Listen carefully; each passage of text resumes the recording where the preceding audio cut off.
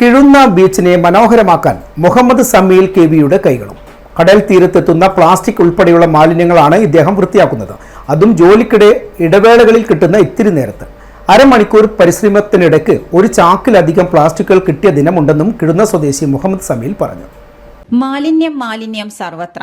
അത് റോഡെന്നോ തോടെന്നോ കടലെന്നോ വ്യത്യാസമില്ലാതെ അങ്ങനെ ഒഴുകുകയാണ്. പിറകിൽ മനുഷ്യർ തന്നെയെന്ന് ലജ്ജയോടെ നമുക്ക് പറയേണ്ടി വരും. പോകുന്നിടത്തെല്ലാം ഒരു കുപ്പിയെങ്കിലും ഉപേക്ഷിക്കാത്തവർ ഇന്ന് ചുരുക്കമാണ്. എന്നാൽ ആ മാലിന്യങ്ങൾ പെറുക്കി മാറ്റുകയാണ് ഇവിടം ചിലർ. കിഴുന്ന ബീച്ചിന്റെ സൗന്ദര്യത്തിന് കോട്ടം തട്ടുന്ന രീതിയിൽ പലരും വലിച്ചെറിയുന്ന പ്ലാസ്റ്റിക്കുകളാണ് മുഹമ്മദ് സമീൽ കെവി എന്ന യുവാവ് പെറുക്കി ഒഴിവാക്കുന്നത്. അതും ജോലിയുടെ ഇടവേളകളിൽ മാത്രം. മാതൃകയാക്കേണ്ട പ്രവൃത്തി തന്നെയാണ് ഇത്.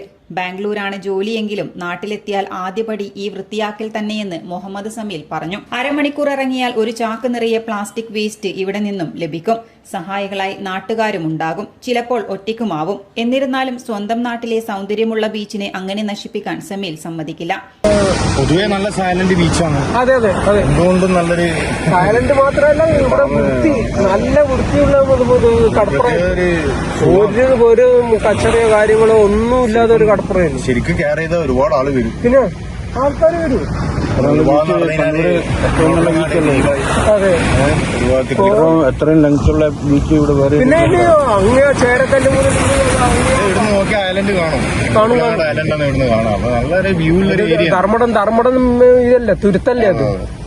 കൂടുതലും കടപ്പുറത്തെത്തി ഭക്ഷണം കഴിച്ചു കളയുന്ന വേസ്റ്റുകളാണ് ഉണ്ടാവുന്നത്.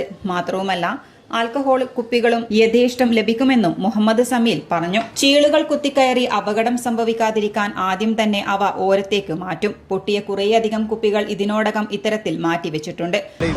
ഇതുവരെ ഇങ്ങനെ ഉണ്ടായില്ല. ഇല്ലില്ല. അല്ല, പിന്നെ ഇതെല്ലാം വരുന്നതെന്ന് പറഞ്ഞു കഴിഞ്ഞാല് തോട് മുറിച്ചിട്ട് അയിമുറിച്ചിട്ട് വരുന്നതാണ്.